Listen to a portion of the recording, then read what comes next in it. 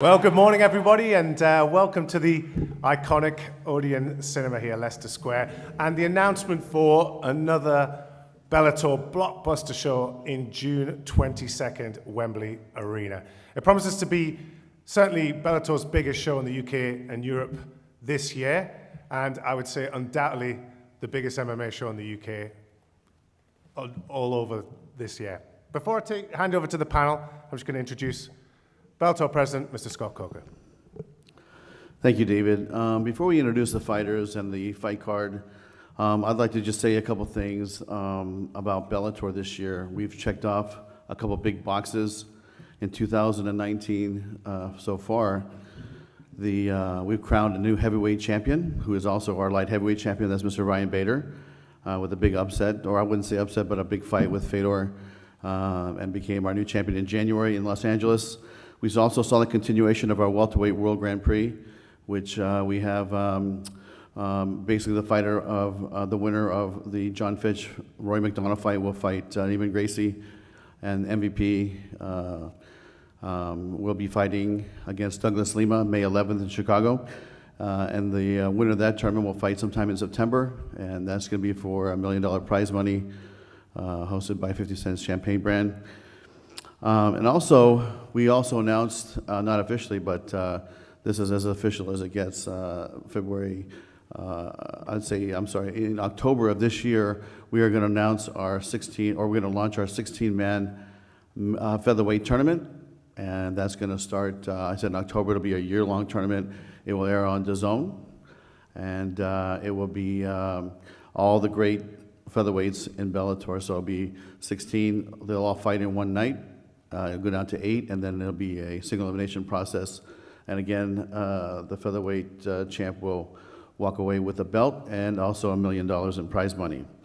Our European series, we kicked off the European series featuring some of the best talent in the region with a sold-out show in Newcastle, and then another sold-out show in Dublin this year. TV partners, we're very excited to have Channel 5 on board, airing our shows in prime time here in the UK. As well as Sky Sports. This fight here on the 22nd of June will be a dual event in the sense that in the US it'll be our Paramount tentpole, which will air on Sky Sports, and it will also air immediately following our European series, which will air on Channel 5. So David can talk more in detail about who's fighting and the fighters and the details of the breakdown, but it'll be a nice long night of fights. So it's going to be another amazing event that we brought to London. If you think about the fights that we brought to London, last year was Gegard, the year before we brought Roy McDonald. I mean, we brought some big name talent here, and we're going to continue to do so.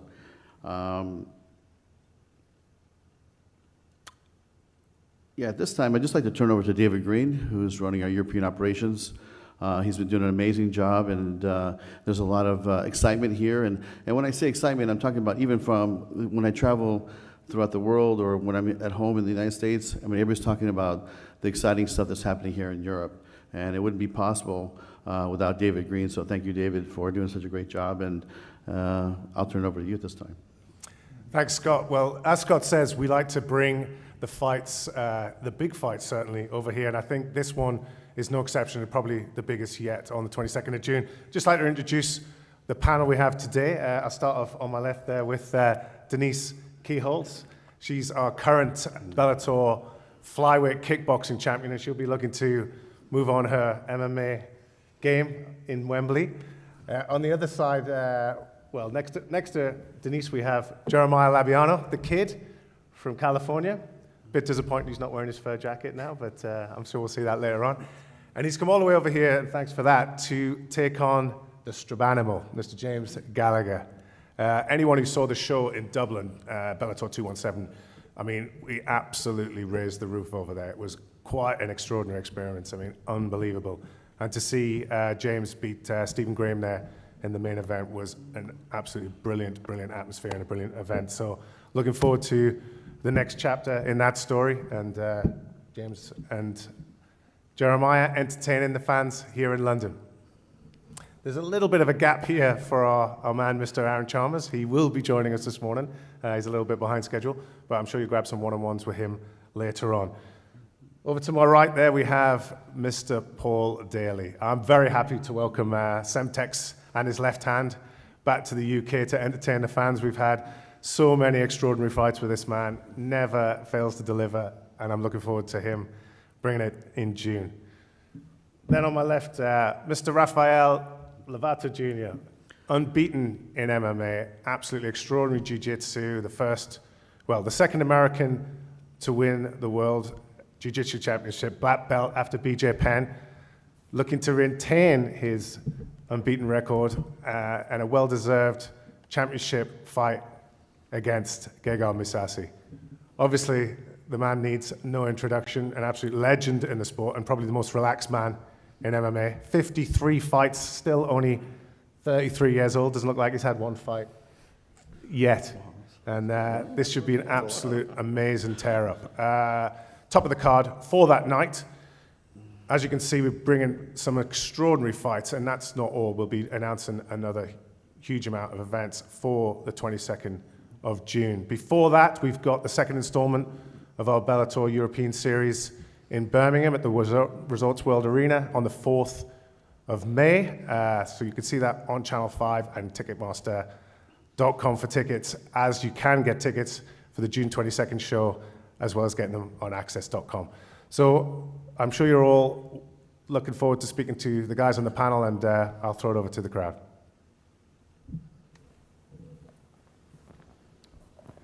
Just a question down here on your left in the front, ladies and gentlemen. Excuse me, good morning.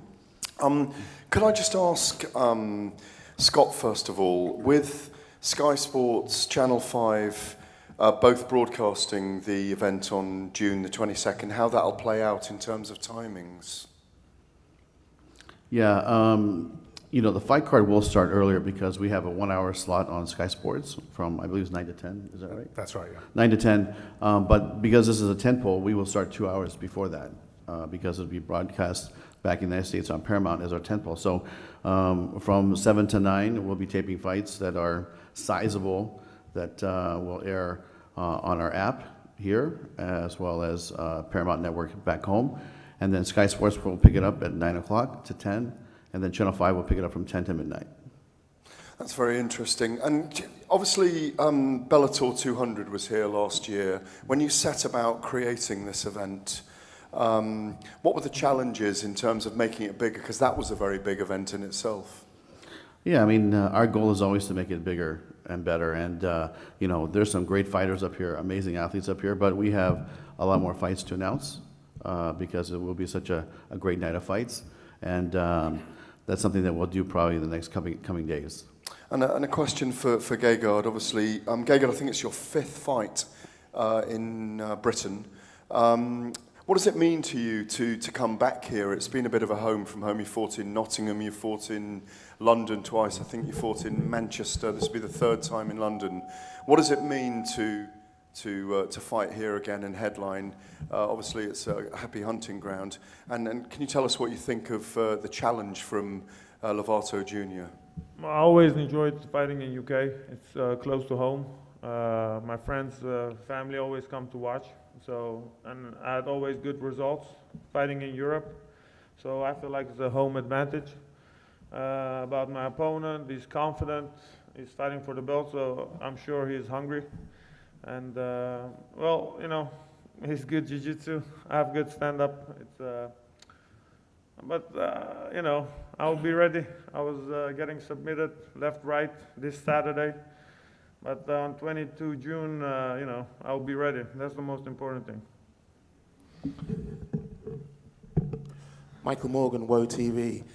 Scott, we've had the War Master just signed for Bellator, a very, exciting signing, I would say. He talked about wanting to partake in tea and crumpets. Is there any chance that we'll be seeing him on the London card?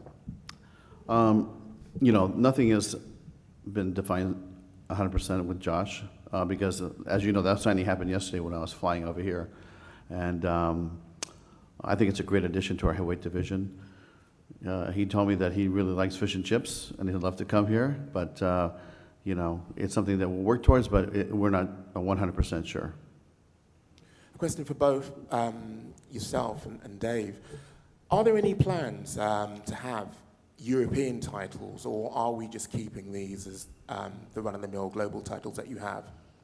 I think, we've discussed this, but at the moment, I think we're certainly just going to stick with the international belts. I mean, we don't want or don't see the European series as any sort of second tier. It's just a way of bringing some huge fights over to this continent, UK and Europe. And as we can see in June, we're bringing a genuine world title middleweight fight here. So for me, I think all this has done is helped British fighters, European fighters, Irish fighters have a sort of strong pathway towards getting one of our belts. They'll be seen on a bigger platform.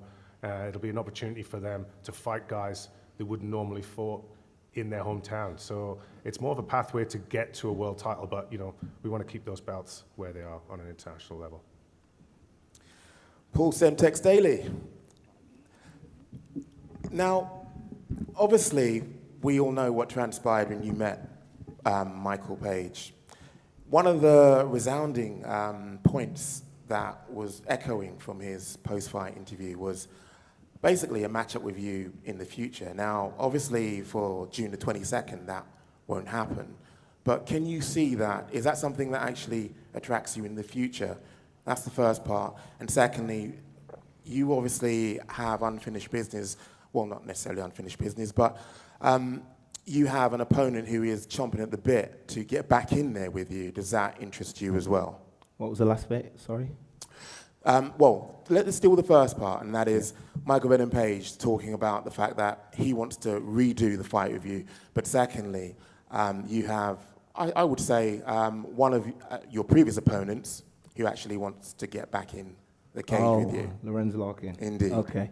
Yeah, the Page fight was interesting. It was a close fight. Watch it 10 times, score it differently every time. So for that instance, then yeah, I would like the rematch. I would like the victory to be more clear. So yeah, it's definitely a fight that I would look to get back. As far as Lorenzo Larkin, I promised him man to man that I was going to give him the rematch, even though I took care of him pretty soundly. I felt like, he was so heartbroken and he was crying backstage. I thought that it would be only right that I gave him a rematch. So hopefully we can run that back and we'll fight again. Just going off of that MVP fight, obviously there was a lot of emotion and a lot of build-up on the run-up to that fight. Can you talk about kind of the comments that you made afterwards? You said that you thought Bellator were protecting their investment. Do you still feel that way, or was that just heat of the moment? No, I'm going to be honest, and I still feel that way. If you look at the whole build-up to the event, they basically built the fight around Michael Page because I wasn't biting to the grudge match. Because like I said, it was no grudge for me. I'm a professional fighter. I was just there to fight. But again, I don't want to dwell on it, but there are certain aspects such as the T-shirt. It was a snake. You could barely see a grenade that was supposed to represent me as Semtex, and lots of different things in the build-up. He did a few extra interviews I didn't do that they'd hooked him up with, stupid things like that. But it's not something I want to dwell on. The fight's happened. He's gone forward. He'll face Douglas Lima. I'm here, back in London, but hopefully we'll get the rematch. I think I'm deserving of a rematch. So there's no bad blood still between you two? I'm deserving of a rematch. Okay, and obviously he's going to be going on to face Douglas Lima. Obviously you've fought him before. How do you think he would do against him? It will be an interesting fight. If I was placing a bet, I'd put the money on Douglas Lima. I've faced both of them, like you say. I think Lima's more versatile. He's bigger, he's stronger. He hits very hard, and I think having seen what I did to Michael, I think he'll be going in there with a solid game plan, and he'll be very confident in that fight. And talk about maybe what's next for you then, and how you move forward. Well, I'm here. I'm looking forward to fighting here in London. The last outings for Bellator in London haven't gone well. I fought two tough fighters, two former champion and the current champion. So hopefully, I'll get the win that all my fans turn out to see me get, and a knockout victory at that. Great. And for James, can you talk a little bit about your win back in Dublin? You know, how was that experience for you, and where does that rank in your moments in your career? It has to be the best moment of my life. Do you know what I mean? I walked out there in front of a sold-out Tree Arena. There's very few people in the whole organisation that can single-handedly sell out an event like that. I sold out the whole stadium, the main event, walked out there and choked a guy in the first round. That's just what I do. I'm here to sell out shows and strangle people in the first round, and that's exactly what I'm going to do on June 22nd. And did that win feel any sweeter because of all of the kind of negativity that you had surrounding your first loss? Did that feel any sweeter for you to get, you know, the first round submission win as well? They're all sweet. They're all sweet. Even the negative comments, they're sweet. So they are. The position that I'm in, compared to these people that say this shit about me, I just look at them. I'm miles ahead of them. Miles ahead of them. They all can talk. They all can talk. The only reason that they're talking like that is because they want to be in the position that I'm in, and they haven't got the balls to go out there and spit it all on the line the same way that I do, because they're scared of a big fall. I'm not scared of no fall. I'm rising to the top. And talk a little bit about this matchup here. Bellator, London is where you made your debut. So does that have a special place in your heart? 100%. So I went out and win my debut in London, and I'm going to go out and win on June 22nd as well. I was supposed to fight him before, and he was gifted the main event slot in Dublin against me, and I blew out my knee. I was out for 14 months, I think it was, during that period of time. So it's a throwback to on your back, and that's exactly the way it's going to be in June. I'm going to be straight on his back, and we strangle life out of him in the first round. Okay, thank you. Do you want to reply to that? Well, it's funny he's saying he's going to strangle me because we've walked past each other a couple times already today, and he said he's going to. What'd you say? You're going to cave my face in? Yeah. He has one KO on his record, and that's him getting. I've KO'd. got none. Yeah, No you got KOs, you all got strangles. I'm going to strangle you. Sweet chin music. We'll see.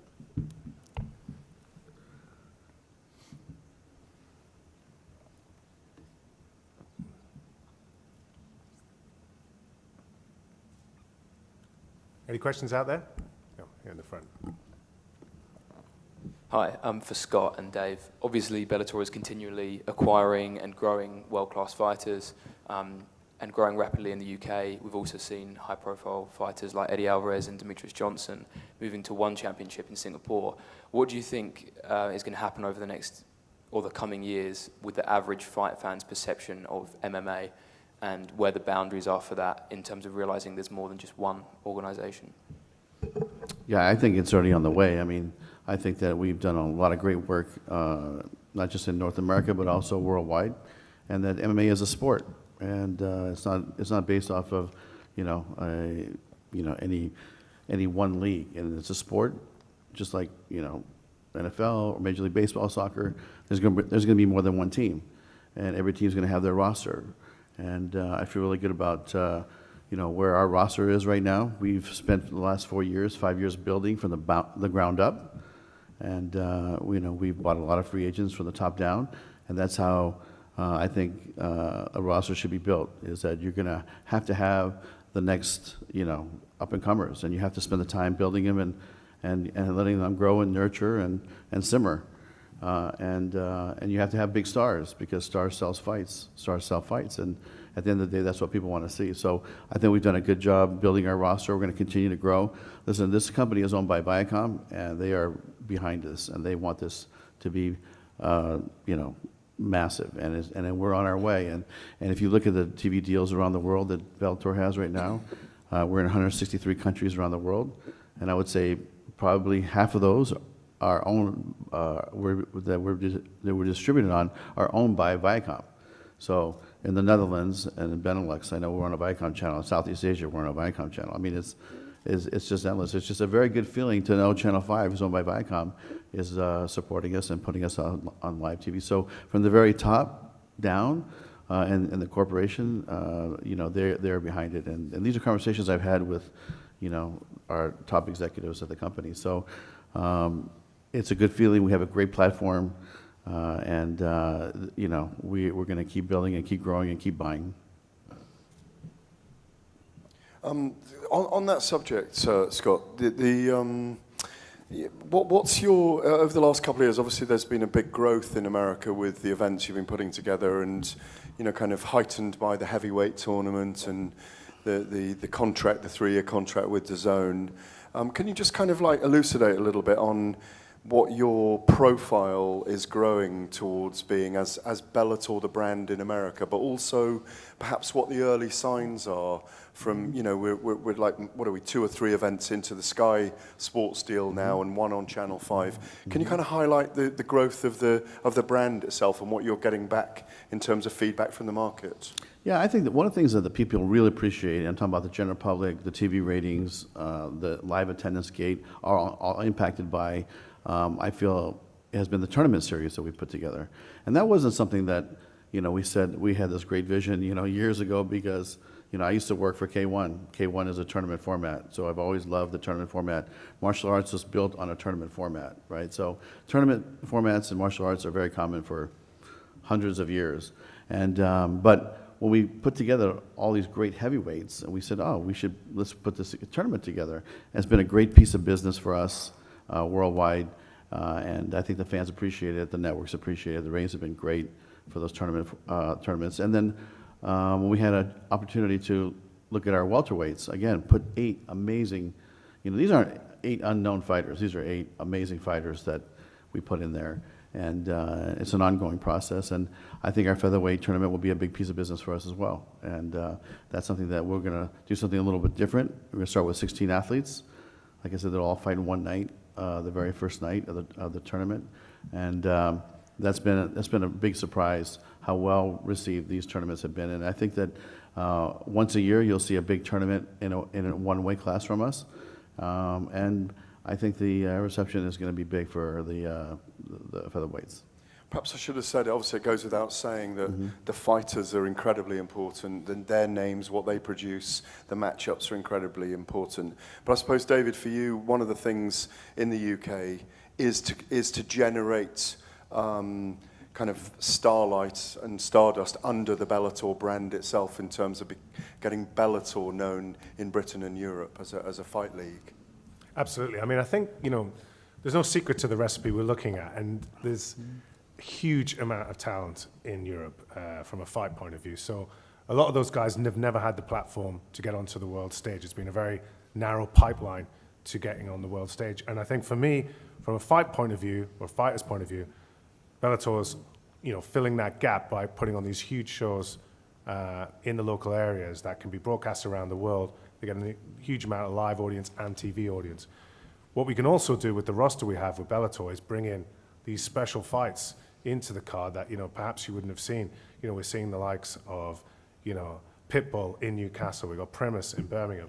We've got a world middleweight championship fight in June with these guys. So you're seeing this great mix, which allows us to showcase our roster globally, but also to really give the local talent a chance to really shine on a global stage. And it's just really exciting. I think you'll see in the next couple of years that develop, and we will be the main outlet for growth, talking about Bellator Europe, in terms of the fighters from here. I mean, what better place to be than on a Bellator Europe card that can be seen globally and fighting on the same card as the likes of Gegard Mousasi and Mr. Lovato Jr. here. Yeah, I certainly can't remember a big card that's done both kind of network or terrestrial TV and like a subscription channel in the same night. I mean, I think that's unheard of. Can I just ask one more question for Rafael Lovato Jr., Brazilian American pronunciation? You prefer Rafael, don't you, I think? Yes, please. Obviously, you are very accomplished in jiu-jitsu, one of the most outstanding people we've ever seen in the sport. You've developed very quickly in mixed martial arts. Gegard is one of those people, having watched him for years and years, who makes very few mistakes. I just wonder what goes into preparing for such a kind of master of MMA when you are developing yourself and you're up against this guy. It's a headline event, a very big event. What's going into this camp for you, and how tough is it preparing for a Mousasi? Well, he's a very complete fighter. He can win on the feet. He's also won a lot of fights on the ground as well.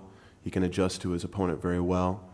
You know, as far as what's going into this camp, I mean, it's basically just, you know, be the best version of myself on June 22nd, and be prepared for an all-out war.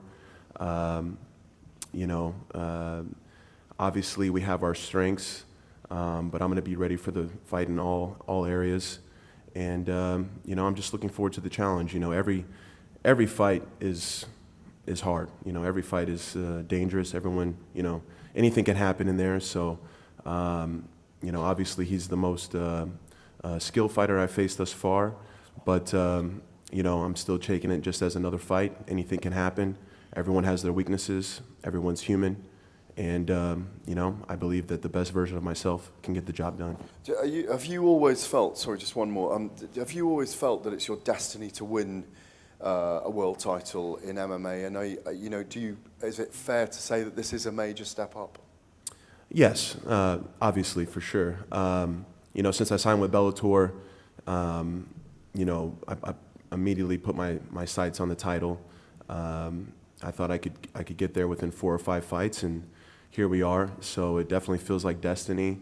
You know, it was a bit difficult whenever we had the delay and we were going to fight in January, and now here we are nearly 6 months later. But you know, I stayed focused, stayed positive, and now I'm super excited to be fighting here in Europe. Like I said, it does feel like destiny. This is a huge card. I've been teaching and competing in Europe for over a decade, so it's a great feeling for me to compete for my first world title in MMA here in Europe. I have a lot of European fans, so for me it's worked out even better, and you know, it's going to be an amazing night. Just for Paul, obviously we've spoken about your last outing with Bellator, but we've not heard about your opponent this time round. Are you able to say who that is? At the moment, I don't really know, to be honest with you. There's a list of possible opponents. I have a bout agreement that I'm looking at, and I should be signing later today, and hopefully Bellator will announce a fight at that point. Thank you. And then just for Denise, obviously you're coming off a staggeringly successful kickboxing career, but your MMA career so far has had its ups and downs. You're coming off a loss via rear naked choke. How difficult has the transition for you been, bearing in mind that you've not had an amateur MMA career, you've just been thrown straight into sort of the very highest levels of competition?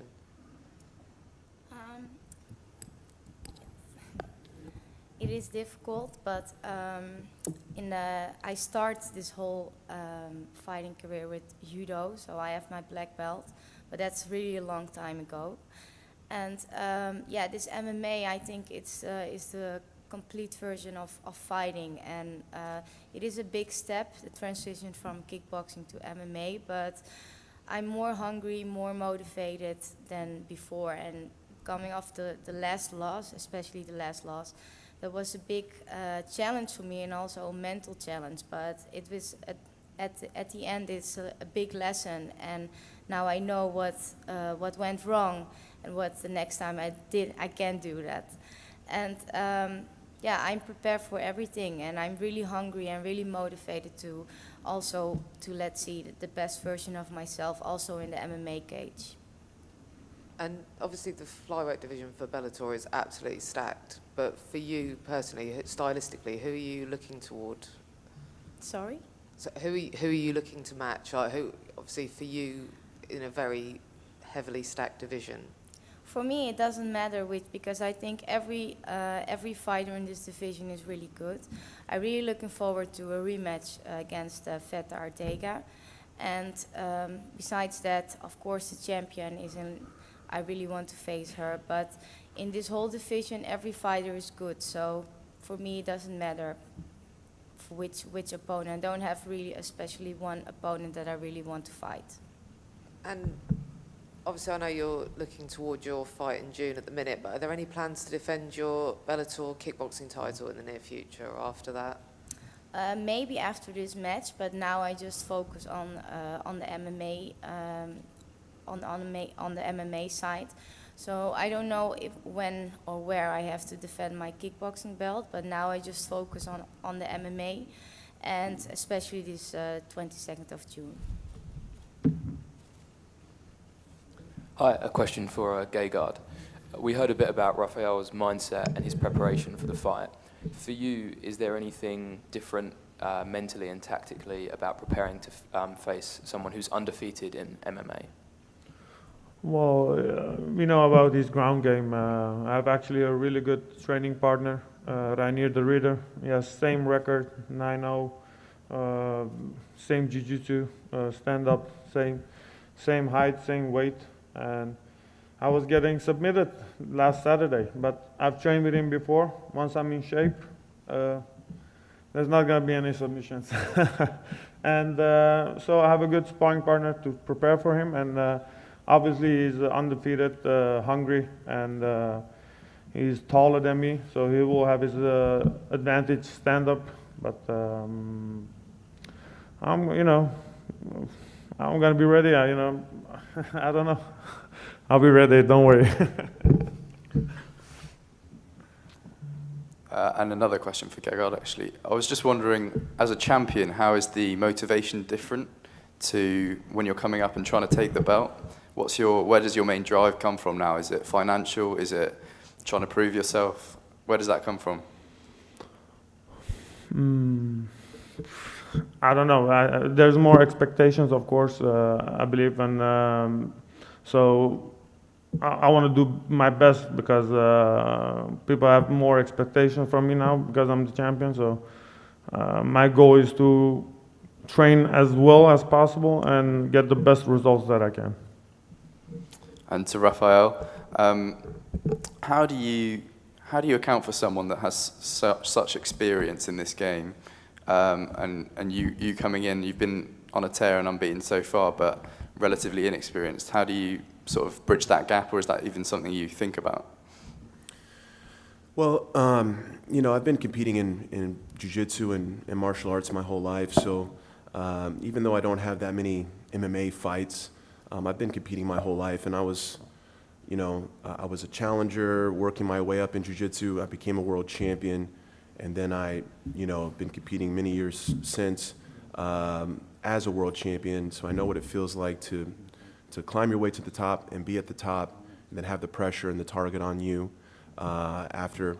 And so, I've kind of been through it all, and being, more mature, in my 30s. I'm very aware of who I am and what I'm doing here. So, yes, he has much more MMA experience than I do. But like I said, I've been competing my whole life. This is just another step in my career. This is what I wanted, so I'm here. This is the destiny, and like I said before, we're all human. Everyone has their weaknesses, and it's just my job to try to exploit that and get there. I'm going to have an amazing training camp, and I'll be ready June 22nd. Another question for Rafael. Gegard was quite honest there, saying that in his training he's submitted a few times. What does that mean to you to hear that? Do you buy much into that? I mean, it's normal. That's what training is supposed to be. I could talk about, whenever I go to Curitiba, Brazil, and train with all the Muay Thai, killers down there, I get hit in the face a lot. So, we're supposed to go through that sort of things in training, so we can be prepared for the fight. So it's good. He's got great training partners. I know he's going to be ready. Same for me. I'm not going to listen to that and say, oh yeah, I'm going to do the same. You know what I mean? I know he'll be ready. He'll be calm. He'll be focused. He'll be Mousasi, and I'll be Lovato. James Gallagher's very quiet today. James, just to kind of get you going a little bit, the guy you're facing is 5-5 in his last 10. Are you a little bit kind of, I don't mean insulted because I don't want to be disrespectful to Labiano, but, give us a bit of your best. I mean, this guy's 5-5. You're one of the rising stars of Bellator. Are you being fed, is he being fed to the sharks here a little bit? Of course he is. It's the Jimmy show, mate. That's what happens. That's what happens. Jimmy, Alright, no show. man, I don't give a fuck if I Just show up. Give me anyone. Don't you worry about that. Just show up. Or just Don't you worry about that, mate. I'll be showing up, alright? And I'll be on your back before you know it. So I don't care who I fight for, man. I just signed a new 6-fight deal. I'm earning a lot of money for this fight. I don't give one fuck who I fight. I just want to fight. It's what I love to do. MMA is my life, so it is. I don't do nothing else. But and also I'm only 22 years old. I just sold out a show in Dublin. I'm fresh, no injuries, no nothing. I'm just here to fight whoever the fuck they put in front of me, and unfortunately for this guy, he's the one. Do you know what I mean? So, yeah, that's the way it is. I don't give a fuck who I fight. He's just another bum that I have to choke and earn a lot of money for. Do you feel like you are actually the headliner on this show then? Yeah, I do. Same as I do in every show. It's the Jimmy show. I like to welcome him to it. And presumably, you know, you would like to headline in Dublin again this year, yeah? I'm going. September. Okay, that's good to know anyway. And finally, for Paul. Paul, obviously, a lot's been said about your fight with Michael Venom Page. Everyone was very excited about it. Tactically and technically, it worked out different to perhaps what everyone wanted to see. But obviously, your opponent isn't announced yet. But would you like? Yeah, we have the opponent now. I was just told by the boss. So. Okay. Yeah, well, I'm going to be fighting Eric Silva. So. Oh, great. That will be the fight. Oh, so we can expect a stand-up banging war then? Yes. Yes, sir. Thank you. Any further questions? Well, you heard it there, an absolute stand-up banging war, Eric Silva versus Paul Daley. Bellator London, 22nd of June, or the Jimmy Show, as we may want to call it. Tickets on sale this Friday, Friday the 5th of April, available at access.com or ticketmaster.com. On the night, you'll get to see us live on Sky Sports and Channel 5 later on into the evening. But for now, we've got one-on-ones with the rest of the panel here, and just looking forward to an absolutely spectacular blockbuster event. And thank you all for coming this morning. Thank you. Thank you. All right.